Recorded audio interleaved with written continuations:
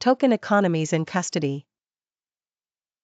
A token economy is a behavior modification system used in institutions such as prisons. It is based on the principles of operant conditioning, aiming to increase desirable behaviors through reinforcement rather than relying on punishment. How token economies work.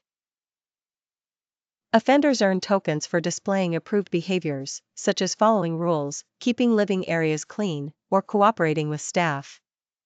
These tokens act as secondary reinforcers, gaining their value through association with primary reinforcers.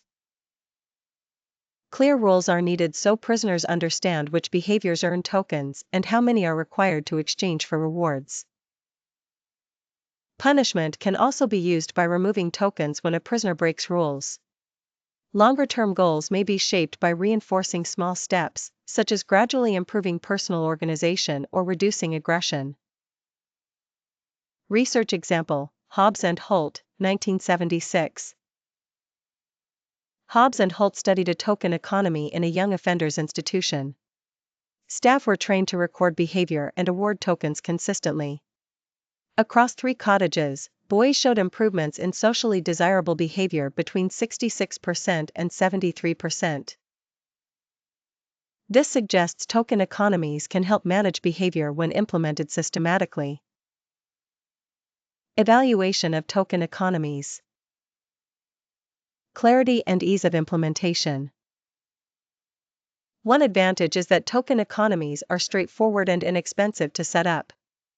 Staff can quickly learn how to apply the system, and institutions can run them without requiring specialist therapists.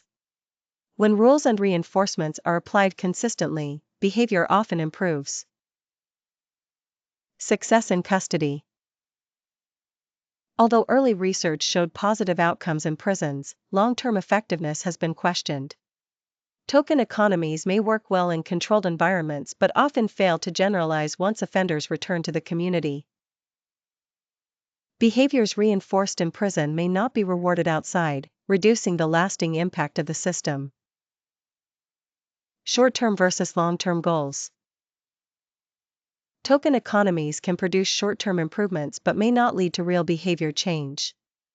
Once rewards stop, offenders may revert to old habits, especially if underlying issues, e.g., trauma, addiction, mental illness, are not addressed.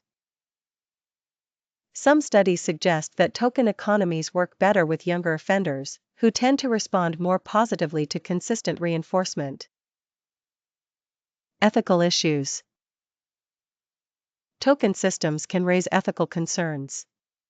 Offenders may lose access to basic privileges if they fail to comply, which might be unjust for individuals with mental health problems or limited behavioral control. Some critics argue that withholding earned privileges resembles coercion. If implemented poorly, token systems can feel manipulative or unfair. Individual differences. Not all offenders respond equally. Younger offenders, or those with less entrenched criminal behavior, tend to benefit more than habitual or high-risk offenders. Some prisoners may be unresponsive due to long-standing behavior patterns or cognitive impairments. Why token economies fell out of favor.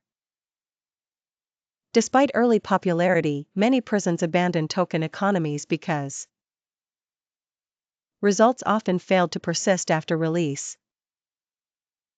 Ethical challenges arose around restricting privileges. Staff sometimes applied the system inconsistently.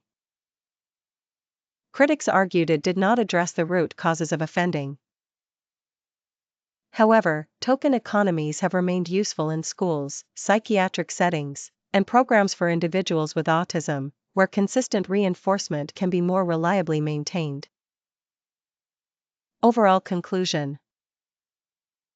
Token economies provide a structured, evidence-based way to encourage positive behavior in custody.